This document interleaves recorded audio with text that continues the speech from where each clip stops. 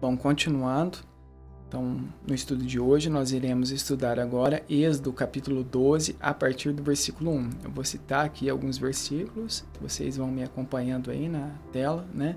Como eu já disse no estudo anterior, nós estamos estudando agora como Deus salva.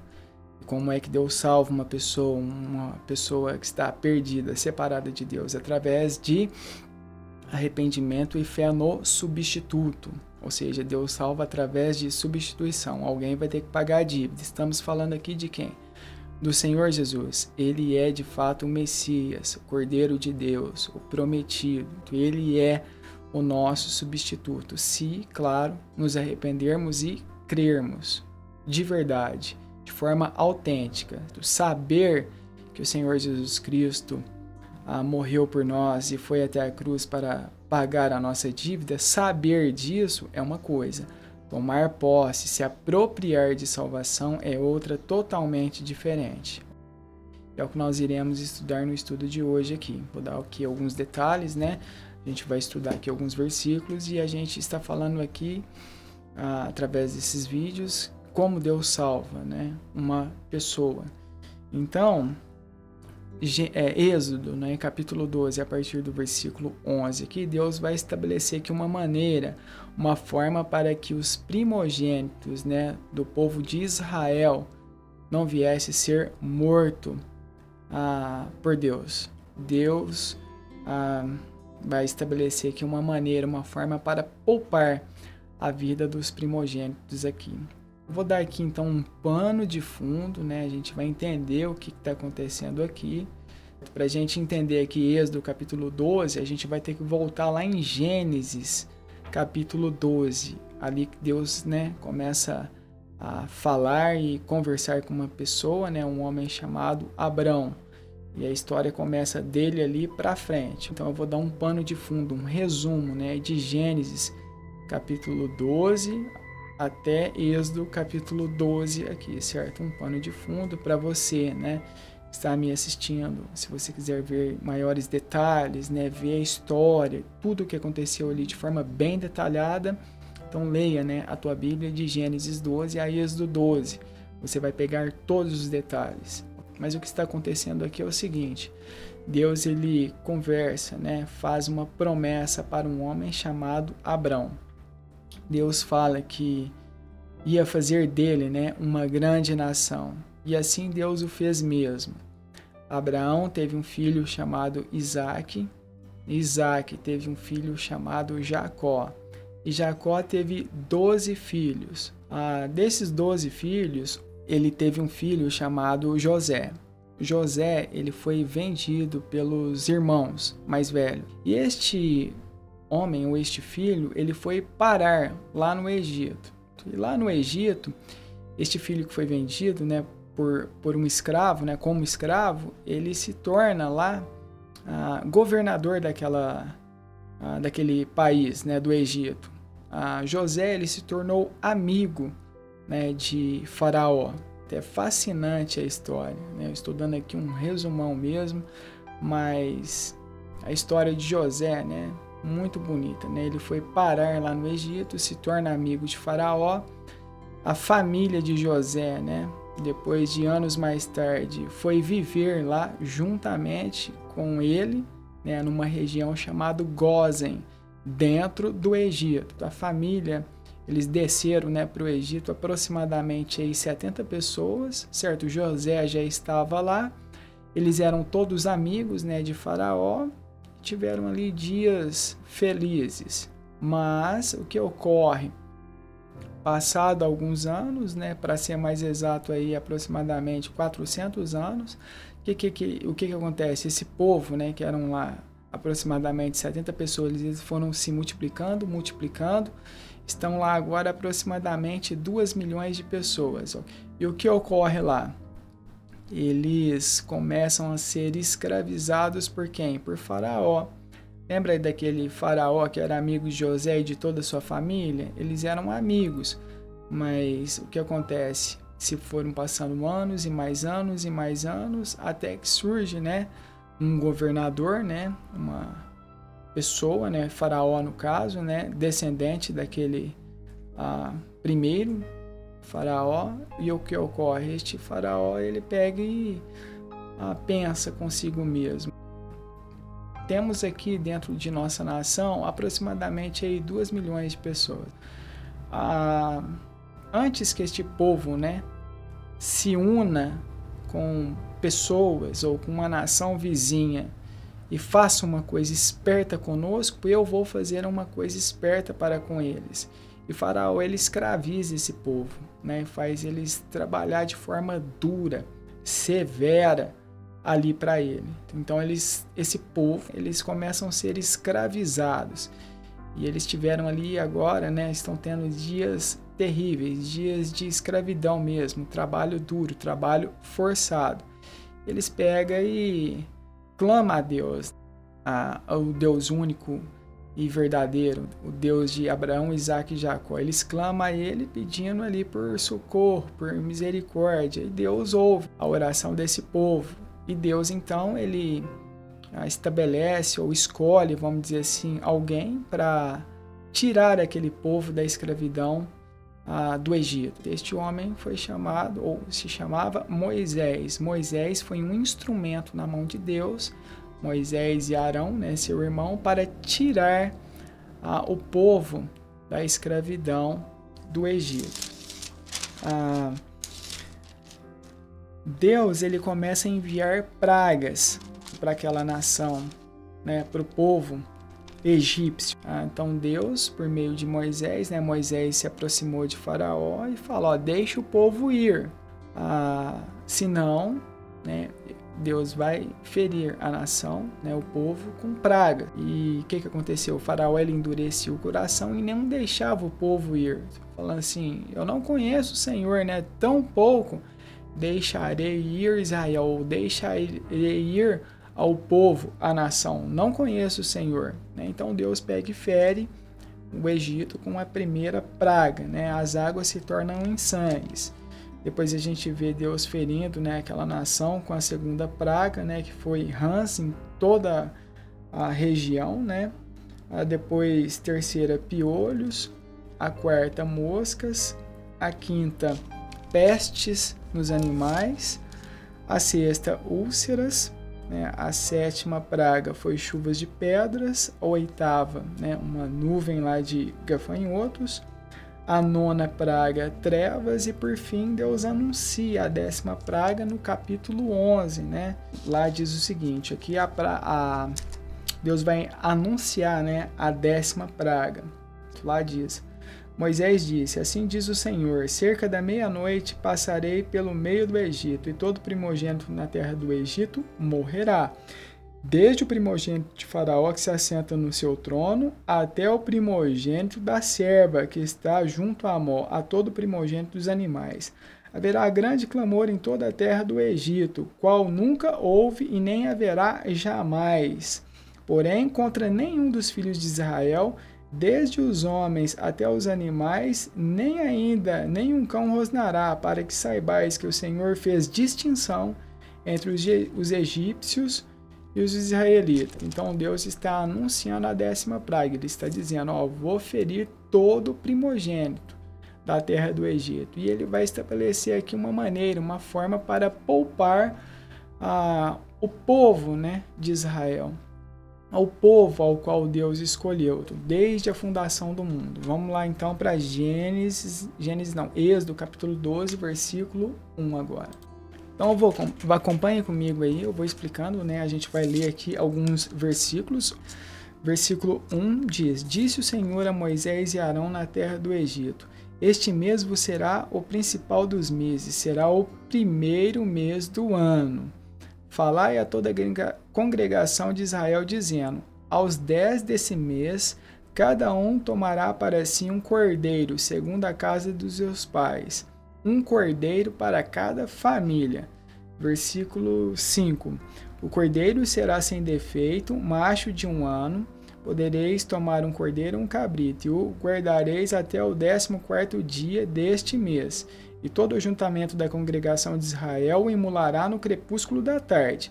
Tomarão do sangue e o porão em ambas as ombreiras e na verga da porta, nas casas em que o comerem. Então Deus está dizendo aqui para o povo de Israel, do povo que está sendo escravizado dentro da terra do Egito, que estão numa região chamada Gósen, né, como eu já disse, sendo escravizados. Eles clamam a Deus, Deus, por meio de Moisés, Moisés vai ser um instrumento, né, na mão de Deus para tirar esse povo. E a 10ª praga que Deus está falando para eles fazer aqui algumas coisas. Está dizendo para no mês de Nissan, por exemplo, Deus está estabelecendo um calendário religioso e temos aqui também um calendário judaico. Neste calendário, vamos falar assim, religioso, o primeiro mês será o mês de Nissan. O primeiro mês vai se tornar, né, o mês aqui de Nissan, o primeiro mês do ano. Então, o que acontece? Um calendário religioso aqui. Então, neste mês, o que Deus fala? Versículo 5. O cordeiro, eles vão tomar um cordeiro sem defeito, um macho de 1 ano. Podereis tomar um cordeiro ou um cabrito, e o guardareis até o 10º dia desse mês. Tomarão do sangue e o porão em ambas as ombreiras e na verga da porta, nas casas em que o comerem. Se está no versículo 7. Então, neste mês de Nissan, né, nesse primeiro mês do ano, o que eles vão fazer? Eles vão pegar este cordeiro macho de 1 ano. Lembra que eu disse que Deus estabelecendo aqui uma maneira, uma forma, né, um princípio de substituição, alguém vai ter que pagar a dívida? Vamos analisar esses versículos que a gente acabou de ler. Deus está dizendo o seguinte, é para pegar um cordeiro, né, macho de 1 ano.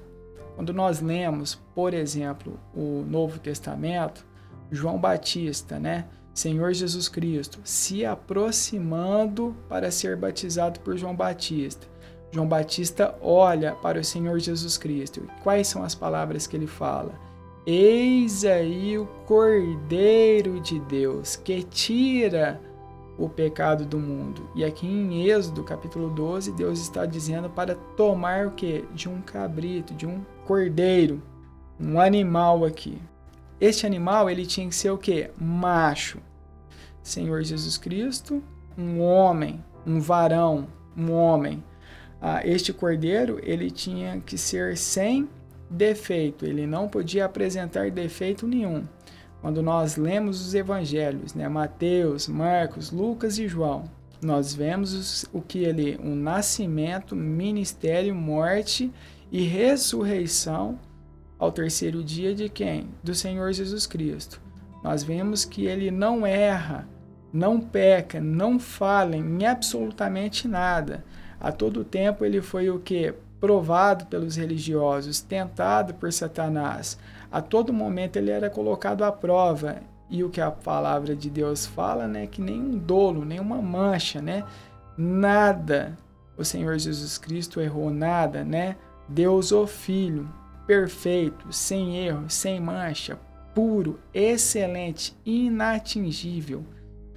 Não tinha defeito, problema, pecado. O Senhor Jesus Cristo totalmente puro, santo, né, justo, reto, íntegro.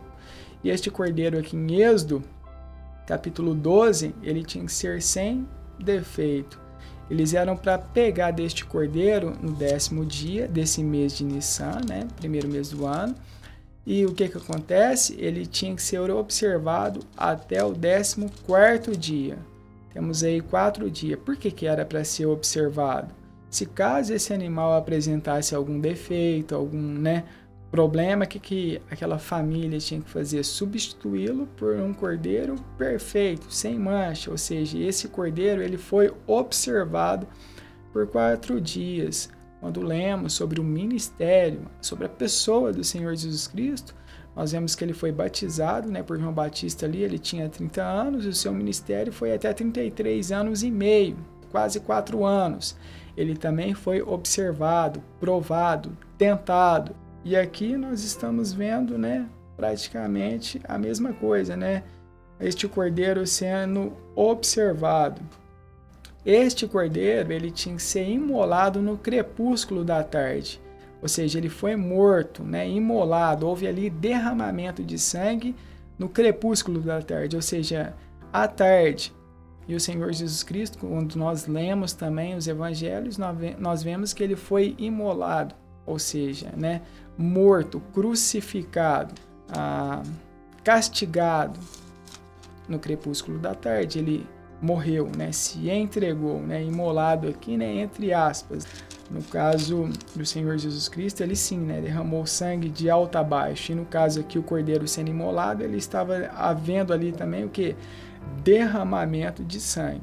Aí, no versículo 7, fala para eles pegar esse sangue, né, e aplicar em ambas as ombreiras e na verga da porta, nas casas em que o comerem. Ou seja, era para pegar este sangue que foi derramado, né, pelo cordeiro e aplicar nas ombreiras e na verga. O que são as ombreiras? Aquelas duas laterais ali da porta, né, e a verga é aquela parte de cima. Era para aplicar o sangue naquela porta, ou seja, houve ali uma aplicação de sangue. Então, o que nós aprendemos aqui? Há vários detalhes aqui, né, que apontava para onde? Para o Senhor Jesus Cristo. No versículo 46 deste mesmo capítulo, lá fala também, né? O cordeiro há de ser comido numa só casa, e a sua carne não levareis para fora, nem lhe quebrareis osso nenhum. Ou seja, esse cordeiro era para ser imolado, não era para estrangular ele, não era para matar ele a paulada, você entendeu? Não podia quebrar nenhum osso. Estão entendendo isso? E o Senhor Jesus Cristo? Quando nós lemos os evangelhos, nós vamos ver que os soldados romanos, eles quebram, né, a perna, o osso do primeiro malfeitor que está sendo crucificado com o Senhor Jesus. Ele vai até o outro também, né, quebra o osso do segundo malfeitor. E o Senhor Jesus Cristo, quando eles vão quebrar o osso da perna dele, o que acontece ali? Eles vendo, né, que o Senhor Jesus Cristo estava morto, eles furam, então, o lado do Senhor Jesus Cristo, e nenhum osso foi quebrado. Estão vendo quantos detalhes, né, nós estamos lendo aqui em Êxodo capítulo 12 sobre esse cordeiro? Este cordeiro aqui é o quê? É uma sombra, né, do que aconteceria anos mais tarde com o Senhor Jesus Cristo. Ou seja, o Antigo Testamento está apontando para onde? Para o Novo Testamento, ou seja, está apontando para o futuro. Estamos falando aqui, se a gente for analisar com cuidado, essa passagem aqui está falando ou apontando para quem? Para o Senhor Jesus Cristo. E quando fala que aplicar, por exemplo, no versículo 7, aplicar o sangue nas ombreiras e na verga da porta, eu não comentei isso, mas eu preciso comentar, ou seja, houve ali uma aplicação do sangue, ou seja, houve uma aplicação. O que nós podemos extrair aqui de lição, né, desse versículo 7? O Senhor Jesus Cristo não foi morto, não foi crucificado, não pagou a dívida do ser humano, por isso está todo mundo indo ao céu, está todo mundo salvo, está todo mundo resolvido o problema para com Deus, o pecado no caso? Qual é a resposta? Não está. Precisa de cada um de nós o quê? Aplicar isso em nossas vidas. Nós precisamos tomar posse disso. Precisamos confiar único e exclusivamente nisso, né? No sacrifício que o Senhor Deus fez por nós na cruz do Calvário, Senhor Jesus Cristo. Precisamos confiar nele, tomar posse, aplicar isso em nossas vidas. Porque se você não fizer isso, você não terá a tua dívida cancelada. E com certeza irá pagar com a vida, né? Eternamente onde? No lago de fogo e enxofre, separado de Deus eternamente, se você não se aplicar ou não se apropriar de salvação. Versículo 12. Porque naquela noite passarei pela terra do Egito e ferirei na terra do Egito todos os primogênitos, desde os homens até os animais, e executarei juízo sobre todos os deuses do Egito. Eu sou o Senhor. O sangue vos será por sinal nas casas em que estiverdes. Quando eu vir o sangue, passarei por vós, e não haverá entre vós praga destruidora, quando eu ferir a terra do Egito. Este dia vos será por memorial, e o celebrareis com solenidade ao Senhor. Nas vossas gerações o celebrarei por esse estatuto perpétuo. Ou seja, Deus está dizendo o seguinte: vocês vão aplicar o sangue, vocês vão imolar este animal. Vocês vão fazer exatamente como eu tenho estabelecido, para que, quando eu vir tudo isso, eu não vou o quê? Ferir, eu não vou matar o primogênito de cada família, né, ali em Israel. O povo de Israel, eles estavam preparados para o que Deus ia fazer com eles. Eles foram notificados, avisados, alertados, fazei assim, assim e assim, para que vocês não venham a ter o primogênito morto. E o que o Senhor Deus tem feito a todos nós nos dias de hoje? Ele também tem o que? Alertado, notificado. A palavra de Deus, de Gênesis e Apocalipse, certo? Ela notifica, ela avisa, ela alerta o homem em relação ao que? Ao inferno, ao lago de fogo. Nós não somos bons, nós somos inimigos de Deus. O pecado nos separa de Deus. E não há vida, não há relacionamento. A boa notícia é, existe alguém, existe um substituto, existe o Senhor Jesus Cristo, né? Ele pagou com a vida para que nós pudéssemos ter vida. Precisamos tomar posse, aplicar isso em nossas vidas, para termos os nossos pecados cancelados. Ou seja, a palavra tem notificado e avisado a gente. Agora, o que o homem tem feito, né? Fechado a Bíblia, descartado a existência de Deus em nossas vidas. Nós temos vivido de forma negligente e não temos nos preparados para o que há de vir futuramente. Deus vai executar juízo com o ser humano. Deus irá tratar com cada um de nós futuramente. A boa notícia é, não precisa ser você, não precisa ser o teu caso, certo? Existe alguém que pagou a tua dívida. Mas voltando aqui, né, para Êxodo capítulo 12, era agora, né, Deus estabelece aqui o quê?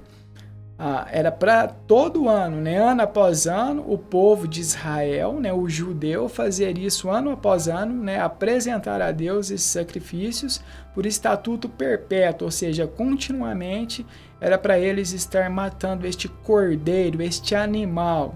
Este animal tinha que ser macho de 1 ano. Um outro detalhe aqui, né? Porque 1 ano, este animal era muito jovem também para ser morto, para ser tirado aqui da terra. Vocês concordam? Ele poderia viver muitos mais anos pela frente. O Senhor Jesus Cristo, morto com 33 anos e meio, também foi ceifado, morto, tirado aqui da terra muito jovem. Poderia viver muitos anos, né? Se não fosse morto, ok? Mas graças a Deus que ele morreu por nós. Graças a Deus que ele se tornou o nosso substituto. Graças a Deus que Deus estabeleceu um meio, uma forma para que nós pudéssemos ter vida para com ele. Graças a Deus mesmo. Porque ai de nós, se o Senhor não tivesse visitado aquele casal de novo lá no Éden. Ai de nós, se o Senhor tivesse virado as costas para conosco, para a raça humana. Não haveria solução para nós. Nós, por nós mesmos, não conseguimos resolver a nossa situação espiritual para com Deus. Deus precisou intervir, né? Se tornar, né, o nosso mediador, preparar um meio para que nós pudéssemos ter vida, né? Espero que você esteja entendendo. Versículo 21, deixa eu descer aqui um pouco. Versículo 21 diz: Chamou, pois, Moisés todos os anciãos de Israel e lhes disse: Escolhei e tomai cordeiro segundo as vossas famílias, e molai a Páscoa.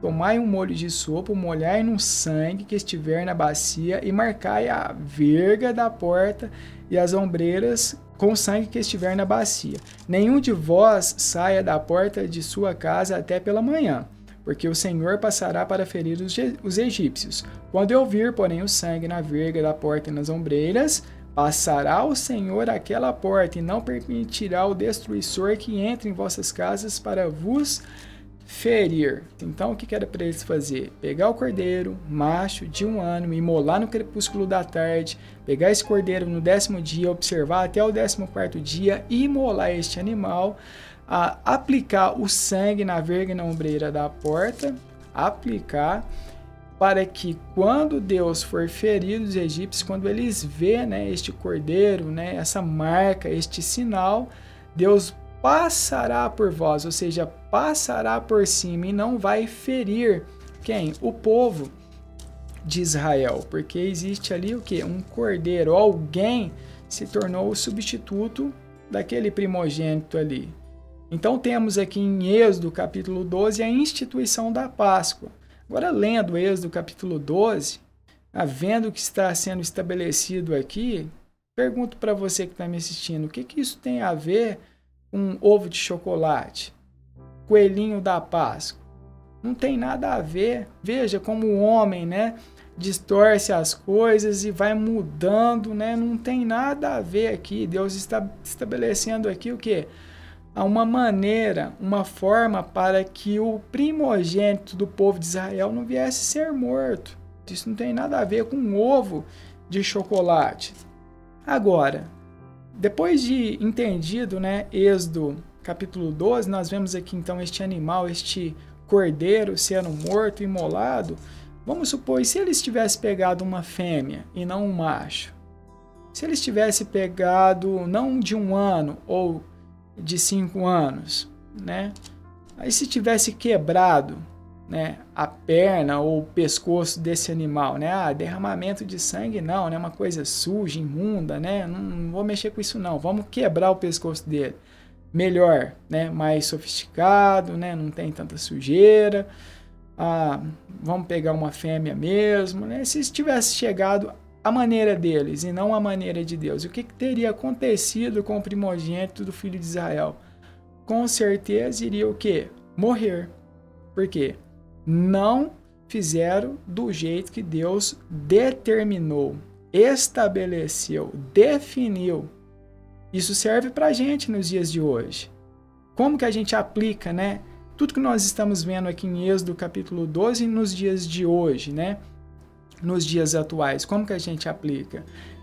Da mesma maneira, você vai ser salvo, você vai ser perdoado à maneira de Deus, certo? E não à tua maneira. O que o homem tem feito? A grande maioria das religiões hoje tem ensinado o quê? Vem para a igreja, corta esse cabelo, remove essa tatuagem, para de beber, para de fumar, larga a prostituição, larga a droga, dá o dízimo na igreja, oferta, né? Dê o seu dinheiro, seja bom para com o semelhante, e aí Deus vai te abençoar, Deus vai te enriquecer, Deus vai te prosperar, você vai ser uma pessoa bem-sucedida, você vai um dia estar na presença de Deus. Isso não é o Evangelho. Não é assim que Deus tem estabelecido uma maneira para que nós viéssemos ter vida para com o Senhor. Muito importante a gente entender isso. Ou você vai ser salvo à maneira de Deus ou você não vai. Simples assim. É Deus que define, Ele é que é Deus, é Ele que estabelece, é Ele que preparou o meio, a forma para tratar o pecado para com o ser humano. E eu vou dizer aqui neste estudo, né, neste vídeo, em alto bom som, que para termos os nossos pecados cancelados, anulados, para um dia estar na presença de Deus, é através do sacrifício do Senhor Jesus Cristo. É através da cruz e não existe outro jeito. Não existe outra maneira. Agora, você tem total liberdade de se aproximar de Deus à tua maneira. Mas fique você sabendo que você vai pagar essa dívida. Este problema para com o Senhor vai ser exigido da parte de Deus e você vai pagar essa dívida no lago de fogo. Porque para ter os nossos pecados cancelados, somente através da cruz, sem derramamento de sangue, não há remissão de pecados. Não há pecados cancelados, ok? Então veja, né, o que está acontecendo aqui em Êxodo capítulo 12, ou seja, está apontando para o futuro, está apontando para o que aconteceria anos mais tarde com quem? Com o Senhor Jesus. Versículo 29 agora. Espero que você esteja entendendo. 29. Aconteceu que à meia-noite feriu o Senhor todos os primogênitos na terra do Egito, desde o primogênito de Faraó que se sentava no seu trono até o primogênito do cativo, que estava na enxovia, todos os primogênitos dos animais. Levantou o Faraó de noite, ele e todos os seus oficiais dos egípcios, e fez-se grande clamor no Egito, pois não havia casa em que não houvesse o que? Morto. 31. Então, naquela mesma noite, Faraó chamou a Moisés e Arão e lhes disse: Levantai-vos, sai do meio do povo, tanto vós como os filhos de Israel, ide servir ao Senhor como tendes dito. Então, o povo foi liberto, foi libertado com mão forte, com mão poderosa. Deus, ele tirou o povo da escravidão do Egito. Deus tira aquele povo, tira aquela nação da escravidão, da servidão. Então eles saem da terra do Egito. Deus, né, por meio de Moisés e Arão, né, tira o povo da escravidão do Egito. É o que ocorreu aqui, né? Então Deus envia pragas, né? 1, 2, 3, 4, até a 10ª. Na 10ª, depois de Deus ferir todos os primogênitos, né? Desde os animais, em todas as casas, né? As pessoas, ou seja, o primogênito, o filho mais velho, né? Todos na terra do Egito foram mortos, os primogênitos. E depois disso, Deus, com mão forte, então tira o povo da escravidão do Egito. Nessa passagem que acabamos de ler, nós vemos Deus então estabelecendo um meio, uma forma para poupar a vida do primogênito do povo de Israel. E assim ele o fez. E hoje, mesma coisa, não tem mudado. Deus também, né, preparou um meio, uma forma para que eu e você pudéssemos ter vida e vida eterna na presença de Deus. E como é essa forma? Jesus Cristo. Através do sacrifício do Senhor Jesus Cristo, nós temos paz para com Deus, ok? Nos próximos estudos, a gente vai estudar Isaías 53, né, Salmo 22, entre outras passagens, né? São todas profecias, né, que nós encontramos no Antigo Testamento, que está sempre apontando para quem? Para o futuro, para o que aconteceria anos mais tarde com o Senhor Jesus Cristo, certo? Aqui é apenas uma delas. Existem várias passagens que apontavam, né, ou mencionava sobre o Senhor Jesus Cristo, o que aconteceria com ele depois, ok? Então, como é que Deus salva uma pessoa? Para a gente deixar bem claro, de forma direta. Se você não entendeu ainda nada, né, do que tem sido dito e ensinado por meio desses vídeos, não tem como ficar mais claro do que isso. Eu estou dizendo para você que para ter vida, para ser salvo, perdoado, para um dia estar na presença de Deus, precisamos de duas coisas. Primeira coisa, arrependimento. Precisamos entender quem nós somos diante de Deus. Quem nós somos diante de Deus? Pecadores, todos nós. E o pecado nos separa de Deus. Como nós vamos ter vida para com Deus? Através de fé, confiança total, única e exclusiva no Senhor Jesus. Aí sim teremos paz para com Deus. Aí sim teremos vida e estaremos com Ele na eternidade, através da cruz. Há outra maneira? Existe outra forma? Há como eu me aproximar de Deus de outra maneira? Não tem. Não existe outra maneira, não existe outra forma. Deus é que estabelece, não nós. Arrependimento e fé no Senhor Jesus. Leia, né? Êxodo capítulo 12. Com certeza estamos falando aqui de quem? Do Senhor Jesus Cristo, né? Isso aqui está apontando, né, para o que aconteceria anos mais tarde. Espero que você tenha entendido, né? Até então, o próximo estudo. Obrigado.